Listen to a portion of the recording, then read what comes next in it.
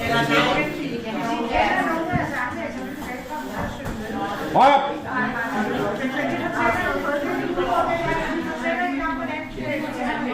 Lone, højere! Hvordan vi kender hjemme? Ja, når du kæft! Er der nogen, der gerne vil heroppe i stedet for os? Så er man velkommen efter os. Nå, vi hører. Ja, kære Jette. Den her gruppe kom jo til at kende dig, da du søgte stilling som afdelingsleder i børnehus Socialstøtte. Det er rigtigt nok. Det var omkring 100 år siden. Det er rigtigt. Nej, jeg ved det ikke. 100 år. 100 år. Jeg husker ganske tydeligt, da vi ansatte dig. Selvfølgelig på grund af dine faglige kvalifikationer. Men så var der jo det med personligheden. Du fortalte, at du boede i en campingvogn. Og midt om vinteren. Det var lidt gang, ja. Og ja, altså vores tanker var sådan, en kende alternativ. Her midt om vinteren er boet i campingvogn. Men så fortalte du jo, at der er jo en vis fordel ved at bo i campingvogn. Og den fordel er jo, at når man skændes med sin mand, så kan man jo spække dig, uden at det kan høres. Så tænkte vi, wow, den her kvinde, så skal vi fandme af.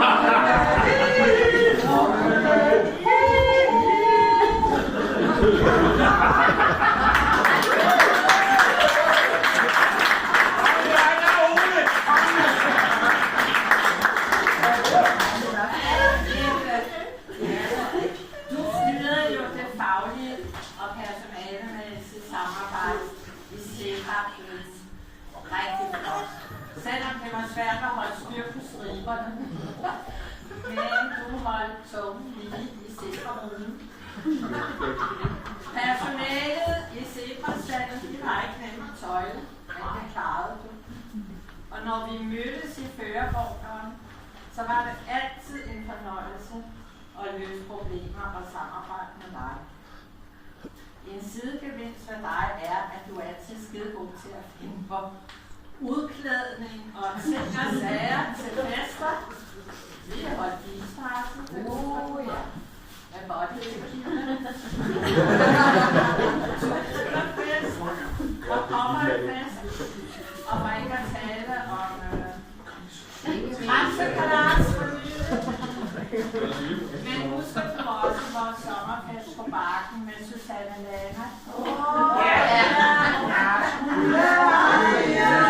Millioner med sorg og guld. Jeg vil stemme med dig. Kærlighed og afsked, det var vist min skyld. Forelsket bliver jeg aldrig mere. Jeg skulle eje millioner, hvis tårer var guld. Nu er jeg bare en kærlighed. Det var der, hvor Lone og mig.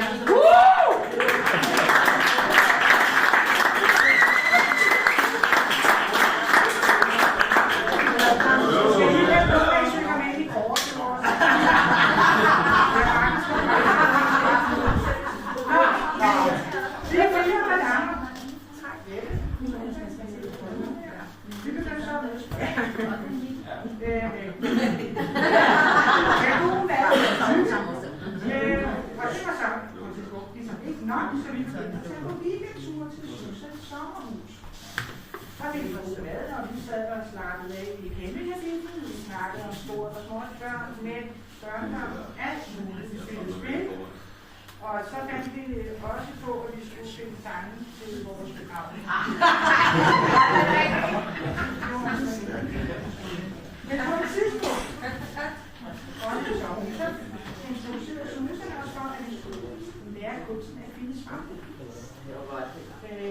Og det var vildt hyggeligt at gå ud i skoven. Det gik mange timer, sommerhus, og det var dejligt. Men det var ikke nok. Så var der ikke noget andet. Der foreslog, om vi ikke skulle invitere vores bedre halvdel.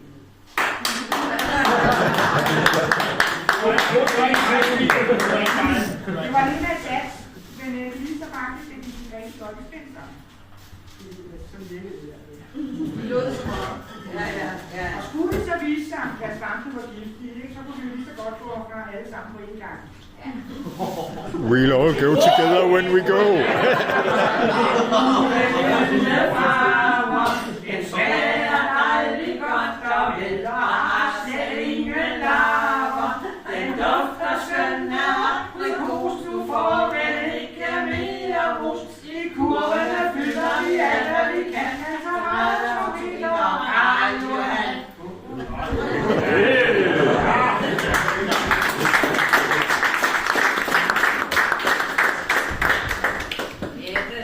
Et af vores utallige bygge, og jeg havde forberedt en meget syndig middag, og med rigeligt smør og fløde, rødt kød og masser af rødvin. Der blev du pludselig dårlig, når man var tidligt hjem. Fordi du var lidt utilpas, og det tror pokker. Der var en blodprop på vej til det lille lærer. Og jeg følte mig skyldig til, at jeg havde fået for meget. Og så sad vi der og tænkte, i en sal på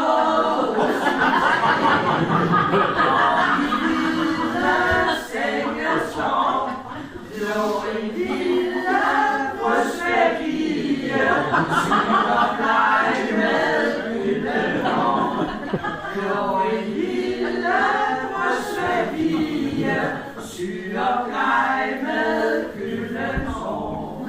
Alle hjerter faldt dem vilde, som hun lå der mild og god. Bare sin smerte uden klage, med et barnligt heltemod. Bare sin smerte uden klage, med et barnligt heltemod.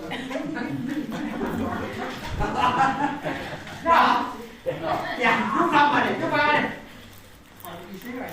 Vi slipper ikke for det her. Men så om det ikke var nok med de gode middage og sommerhusturene, så skulle vi jo også lige til en koncert. Men Jette og Stig, de skulle nemlig have noget til de fejre. Og det hægter vi på der. De mødtes på en restaurant i nærheden, fik en dejlig middag, og under middagen så kommer snakken pludselig til at gå på, om det ikke kunne være skide hyggeligt at tage en tur til Bretagne sammen. Og sørger vi alle var med på ideen. Alle, også Jette og Stig. Men sådan skulle det ikke gå. For Jette og Stig, de brænder sgu af. For han troede, at de ville hjælpe ferie sammen. Jeg valgte sgu da ja. Ej, det var faktisk ikke ja. Rigtige venner,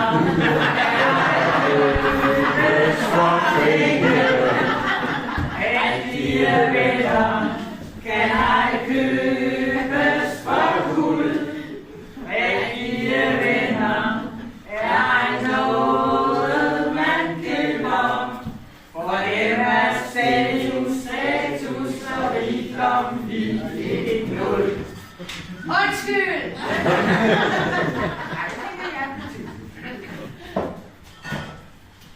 Jette, ja, vi elsker dig. Du er generøs menneske, du er meget givende, og bestemt ikke den nøjeregnede type. Du deler ud af dig selv. Du er et kaj med hjælpsomhed og gode råd. Du deler altid ud af papirshatte og sange. Vi ved, hvor højt du elsker din familie, men vi håber også, at dine venner vil nyde godt af din kærlighed. En aften for ikke så længe siden, så kom der et chok til os, fordi at Jette, hun sad og sagde, ved I hvad, nu skal I høre en hemmelighed. Jeg elsker simpelthen Gustav Winkler. Derfor kommer der nu en fællessang. Ja!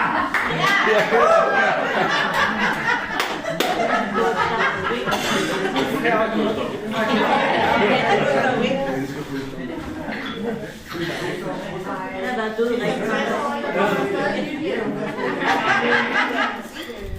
Vi troede, vi kendte dig. Ja, men nej. Jo, det er ikke løgn. Skal vi finde det engang på YouTube? Nej. Han er så gammel. Det er jo skæld på trakten.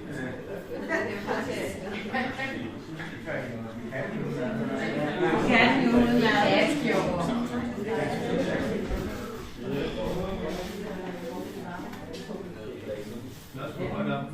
Ja, bare det røg.